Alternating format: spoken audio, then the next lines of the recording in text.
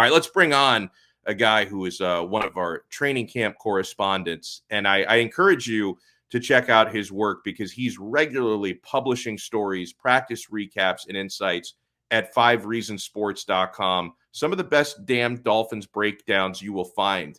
Alfredo Arteaga from 3 Yards Per Carry joins us now.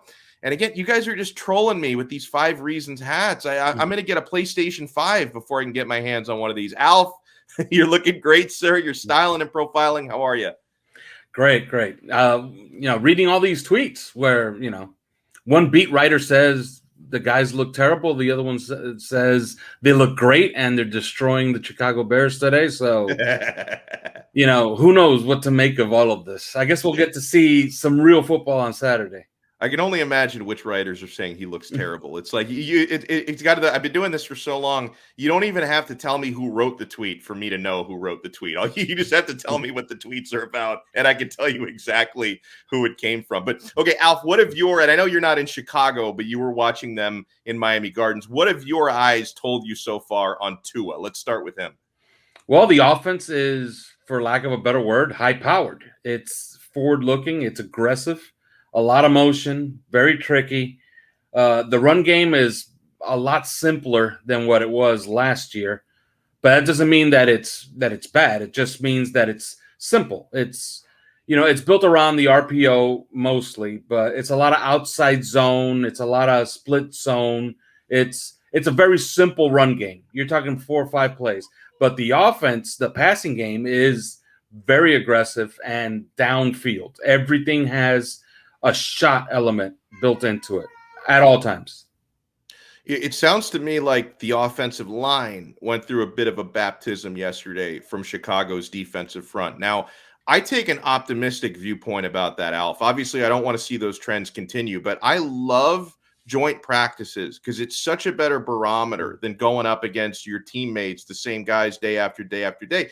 And, Chicago, when you have the likes of Khalil Mack and Robert Quinn, that's going to provide a really nice test for you. So does anything yesterday from, the O-line getting spanked, especially in the first series of 11-on-11s and Liam Eichenberg struggling, how much of that is concerning, or do you take more of an optimistic viewpoint on it? Well, you have an idea of what you would want, right, on this offensive line. Like, you want Liam Eichenberg to win the right tackle job, because if he does that, that means that Jesse Davis can back up every position on the offensive line, and that means that Solomon Kinley, a second-year player, has taken over at left guard.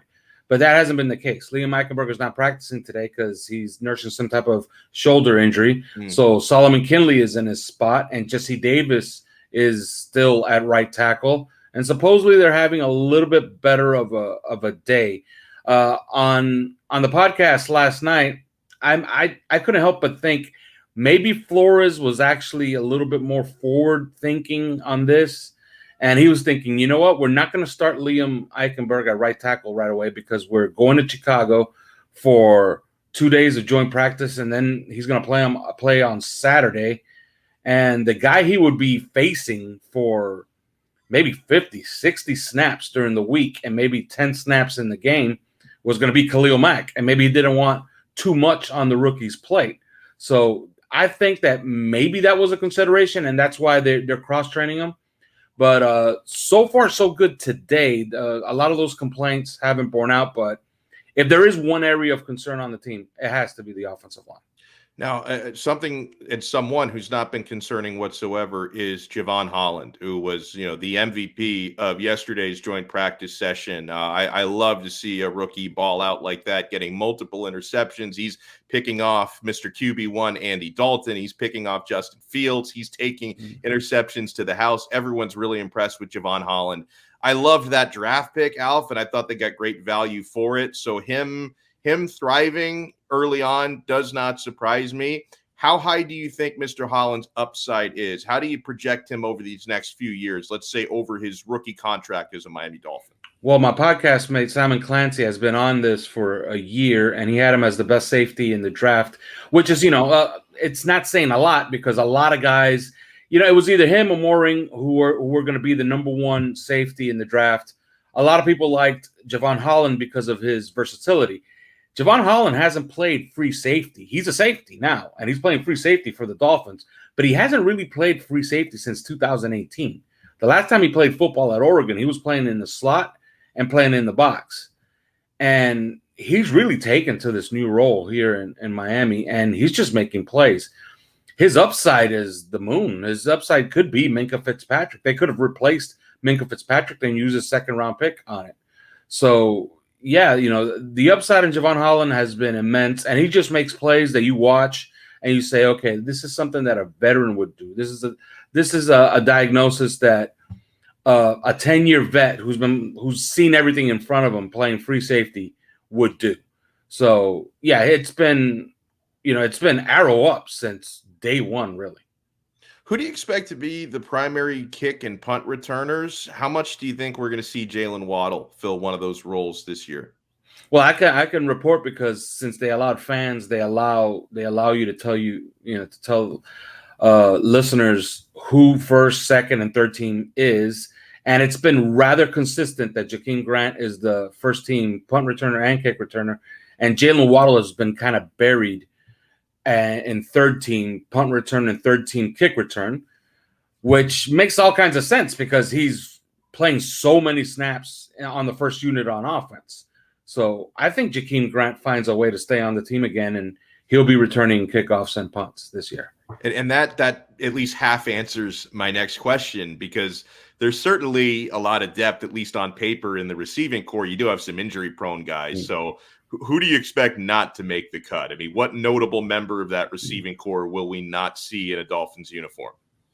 Well, I can't help but go to practice, watch the practices, and then notice that when I leave, I get in my car and I come back home, I wonder, was Lynn Bowden out there today?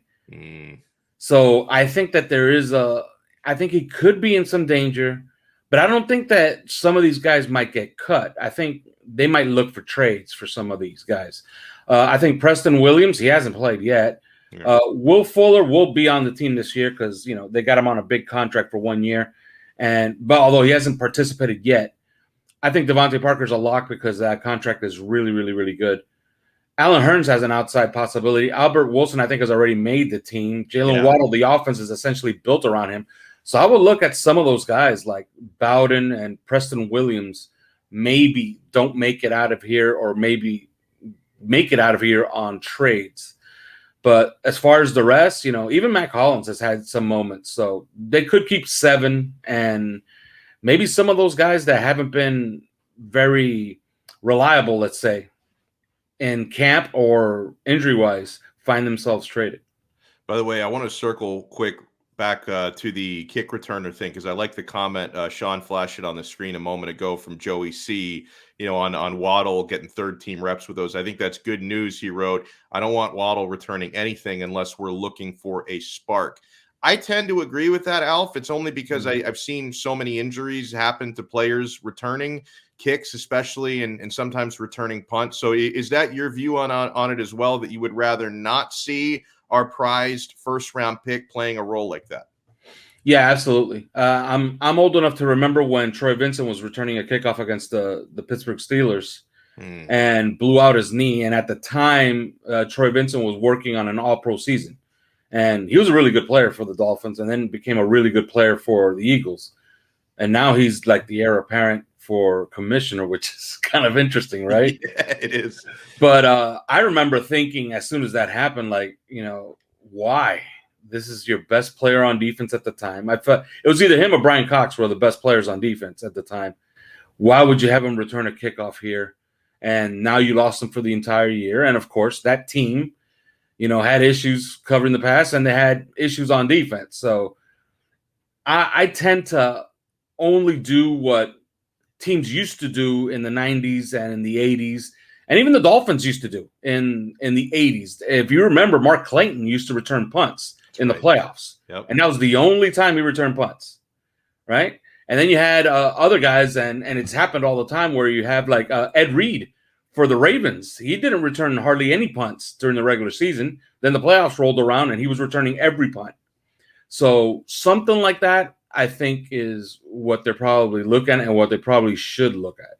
That makes a lot of sense. Alfredo Arteaga from 3 Yards Per Carry joins us here on Donno Daily. We've talked about a lot of good stuff, a lot of positive stuff.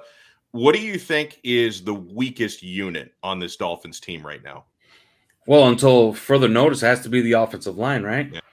So we got to see them on Saturday. They're going to play against. Hopefully, the Bears go a little longer with their first unit because their first unit defensive line is pretty stacked, especially on the edge, and they have a hell of a defensive tackle in Akeem Hicks.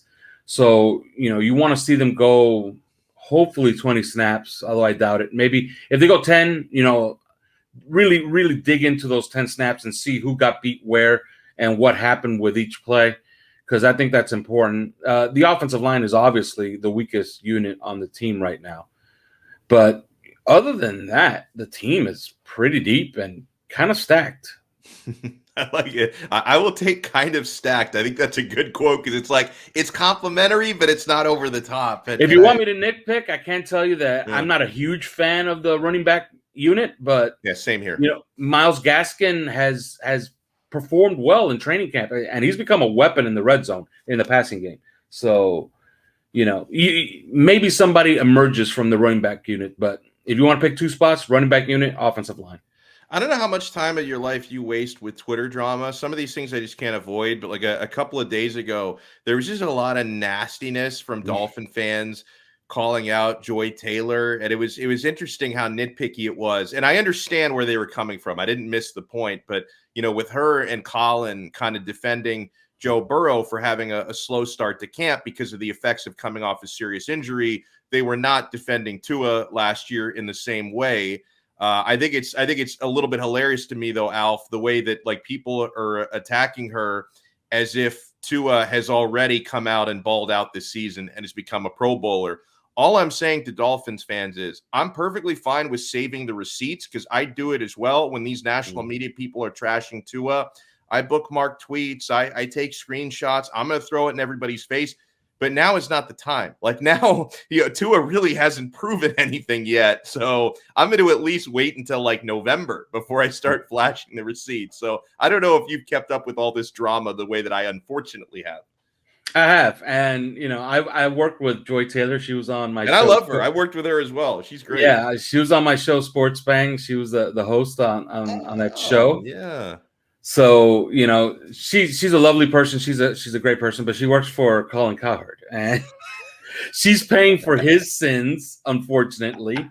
But she has gone out there with a hot take or two, and her hot takes haven't been, let's say, consistent. Okay. So, and Dolphins Twitter decided, it's time to pay for that. And we're just going to gang up on her for today. And then move on to the next guy the following day. But I think there's a little bit of that. She's paying for the sins of her co-host or her boss, Colin Cowherd, who, let's face it, since he's been in that Tua documentary, has decided, you know what? I'm just going to trash this kid every chance I get. And, and at some point, it was a weekly segment trashing Tua Tagovailoa. So, I think she's just paying for those sins. But the great thing about all of that is that they get to play soon, and we get to put most of this to bed. I love it. Really good stuff here, as always, from Alfredo Arteaga. You want to check him out on 3 Yards Per Carry here on the 5 Reasons Sports Network. Alf, thank you so much. Enjoy the game Saturday. We'll talk to you again soon, sir. Thank you for having me on, Donno.